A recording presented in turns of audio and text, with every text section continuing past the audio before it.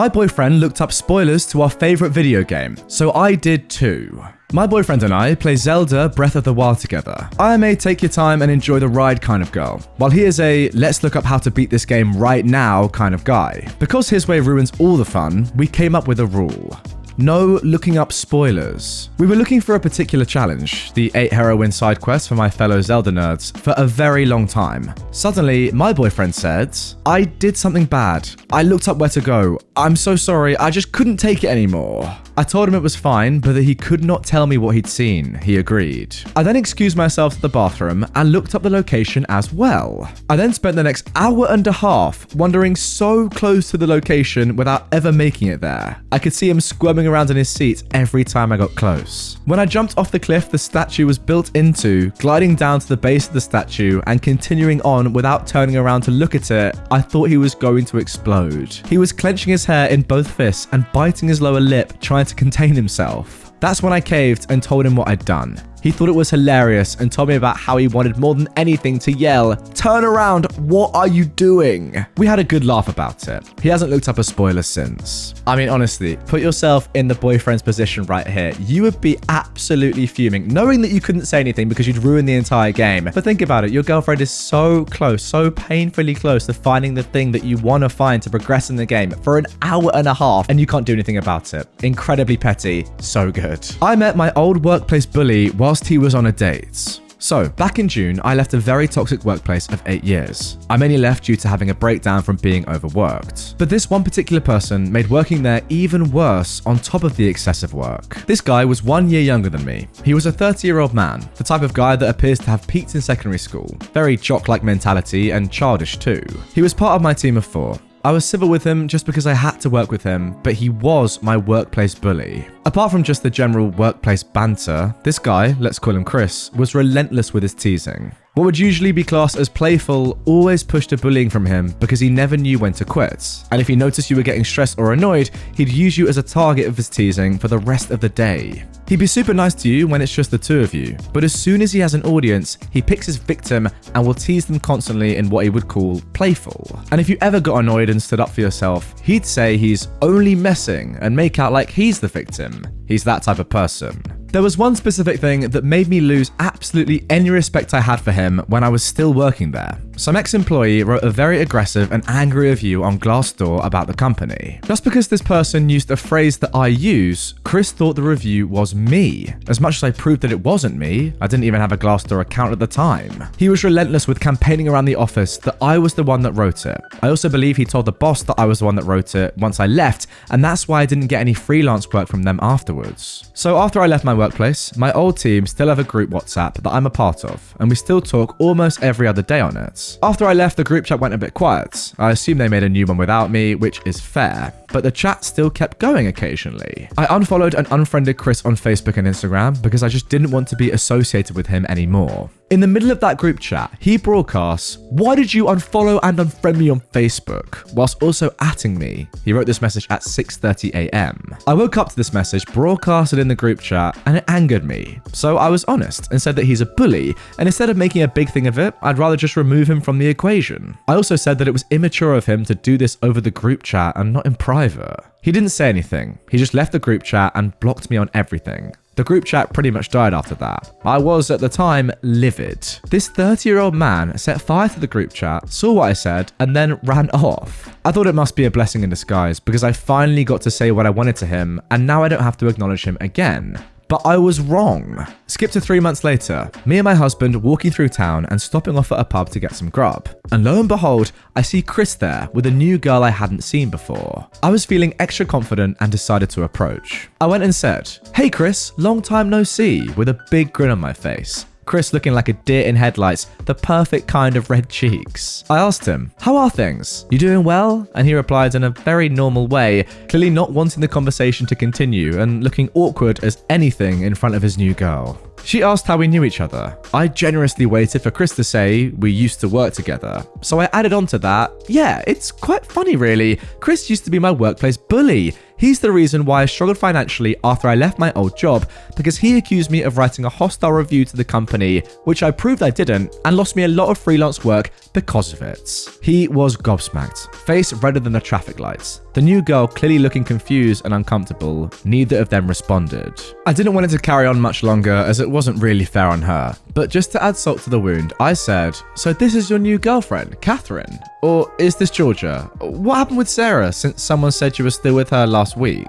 By the way, all of these are completely true. He gets around. The girl goes from confused to angry in the blink of an eye and just stares at Chris. I just say, "Oh, whoops, I really put my foot in my mouth, haven't I? I better go. It was nice seeing you again, Chris." And I walk off. My husband, whilst he felt bad for the girl, which I did too, but to be fair, I might have saved her from inevitably being dumped by him in a few weeks when he gets bored of her, was very proud that I finally got my closure revenge on him. It feels amazing. Like, I feel petty as anything, but it felt good for there to finally be some consequences to this Chris guy being an idiot. Wow, incredible revenge right there. And you know what? It's so good to see a bully in particular get the karma they deserve. A lot of the time, if you are being bullied in school or work or whatever, you kind of just have to deal with it until it ends. And you never really have a chance to get any sort of revenge. So for this to happen like this, and for you to just say a few sentences and completely ruin this new relationship is fantastic and very much deserved. Don't want to use headphones on the bus because you have kids? I'll sing a children's song. This was a few years ago on a 13-hour Greyhound trip when I was in the middle of a mental breakdown. These people were listening to music loudly, and if that wasn't bad enough, it was just awful. It was the kind of rap where the only words you can understand are offensive swear words, and they were said frequently. It was driving me nuts, so I tried politely asking them to use headphones. They refused because they had kids. Based on the claim, the kids needed to be entertained, so I told them to give the kids headphones. This led to me getting cussed out, which led to a heated argument. Another passenger started listening to music loudly just to troll me at this point. I tried to get the bus driver to enforce the rule that says headphones are required to listen to music on the bus. He threatened to dump me on the side of the road instead. I kind of hit my limit at that point and decided to share my misery with the whole bus. I said, "Okay, since we're not enforcing the rules about not being noisy and using headphones, I'll just sing." Now, it should be noted that while I don't have the best voice, I am a trained vocalist from childhood. I can at least avoid sounding like a strangled cat. If I want to. I didn't want to. I launched into a very loud, hoarse, and off-key rendition of the song that never ends. It took one sing-through for the troll to put headphones in. It took a couple of loops before the whole bus was screaming at the other passengers to either put in headphones or turn off their music so that I would shut up. We rode the rest of the way in blissful silence. I cost my neighbors over $100,000. My neighbors have 9 cars total parked in the streets. They always park 2 of those cars in front of my house and won't move them the whole week. We have a regulation where I live that you can't leave your car parked for more than 48 hours in the same spot. My neighbors have a pretty big driveway where they can fit 4 cars, but it's always empty. They've told me they don't like to leave their driveways with cars in because it looks tacky. Over half the cars they have, they don't even use. They just use them to save parking spots for themselves. In 2021, I noticed they were building a second unit in the back of their main house. I noticed they completed it all in under a month. This raised some red flags because it takes anywhere from 2 to 3 months, with city inspections taking the majority of the time. I submitted a ticket with my city through the app and advised them that there might be some illegal residential building without permits. I didn't think of it much until a year later. I noticed my neighbors tearing down their second unit last week. Word got around our block that a city inspector was there making sure everything was being torn down. Based on what materials and labor they put into the second unit, I cost them over $100,000. Neighbors use my property as their own, paid for new fence. I recently bought a house and I've been having some work done before I move in. It was empty on the market for about 6 to 8 months before I bought it. One morning, I got a call from my contractor asking me about moving the cars in the driveway, and of course, I had no idea what he was talking about. I hadn't moved in yet. I left my job site and drove nearly a half hour to get there.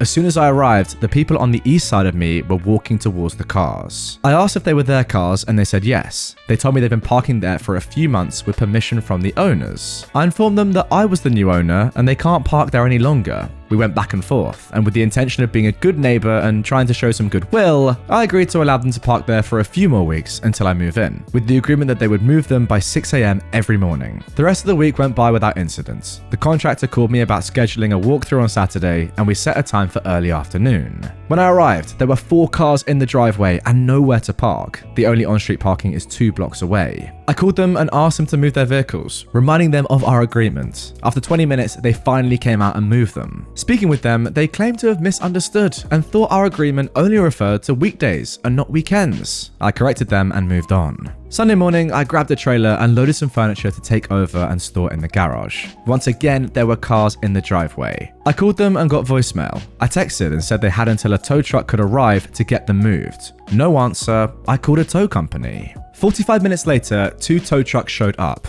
backed in and hooked up to the cars. All of a sudden, the neighbors were home. They ran out to stop their cars from being towed and ended up costing them a little over $300 to get them unhooked. I called my contractor and asked if he knew someone who could put in a driveway gate, and he did. I let the neighbors know that they could no longer use my driveway. On Wednesday, I get a call from the gate installer telling me that there are cars in the driveway. I called them and said tow trucks are on the way. They moved. The gate was installed and I went by to pick up the opener that evening. The neighbor husband came out to confront me and I opted to just call the PD and deal with it legally. That Saturday, I went by to accept an outdoor furniture delivery and check on things when I noticed a towel beside the pool and a small kid's flotation device. My initial thought was that I just hadn't noticed it before, so I wrote it off and threw them both in the trash. On Saturday, the movers arrived with everything and we began moving things in. About 7 p.m, my daughter and I left to go and grab some dinner, arriving back at the house at around 9:30. The neighbors were in my pool. They were hanging out and using my furniture. When I opened the door and began raising hell, they told the kids to go to the house and the children ran to a corner of our fence and just walked through. They'd cut out the privacy fence so it could be removed and had been using the pool at their leisure for who knows how long. Again, I called the police and filed a complaint. The dad was arrested for trespassing, DPP, and an outstanding warrant, and the oldest boy, a 20-year-old, for an outstanding warrant too. I replaced the fence with a new one because they destroyed the posts, runners, and pickets by removing and reinstalling the panel. Small Claims awarded me the total cost of 83 by 8 privacy fence, which came out to $3,800. The following Monday morning at around 5 a.m, their cars were parked in the street where there's no street parking, so I made a phone call. They were gone when I left at 7 a.m. I haven't been paid yet, but I did notice a for rent sign in their yard this morning, so that's just as good. Good riddance. I mean, that is just ridiculous. And the worst part about it is that these guys have history of doing this stuff in the first place. What are they doing? Surely you learn at some point that you can't just use people's stuff for free and just trespass onto people's property and just use their pool. How stupid do you have to be? Now, don't get me wrong, I'm a fan of a good pool, and if I could, I'd get in one every day, but not on someone else's property without their permission. That is just strange. At first, I literally thought they were just being inconsiderate and they had just misunderstood what you were saying about parking on their land, and it was all a misunderstanding. But no, clearly, they're going in your pool every day and having a jolly up. Yeah, that is too far.